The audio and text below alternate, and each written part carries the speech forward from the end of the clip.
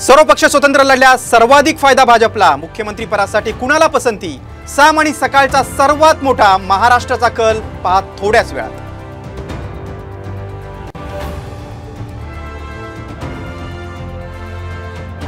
काँग्रेसच्या फुटीर आमदारांची अकालपट्टी होणार, नाना पटोलेंनी दिला कारवाईचा इशारा। 19 जुलैला काँग्रेसची बैठक।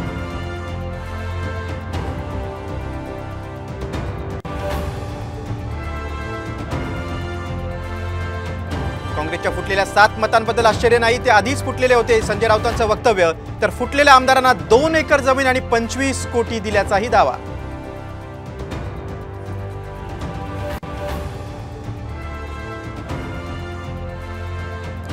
दिल्लीत अजित पवार यांनी घेतली अमित शहांची भेट, राज्य मंत्रिमंडळाच्या विस्तारावर चर्चा झाल्याची माहिती।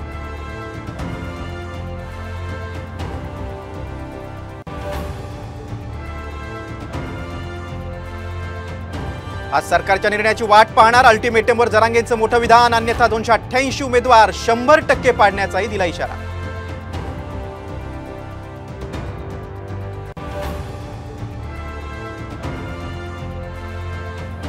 मुंबईसह ठाणे रायगडमध्ये पावसाची दमदार हजेरी, उद्या रायगड, रत्नागिरी, सातारा आणि कोल्हापुरात रेड अलर्ट। मुंबई, ठाणे, पालघर, सिंधुदुर्गसाठी ऑरेंज अलर्ट।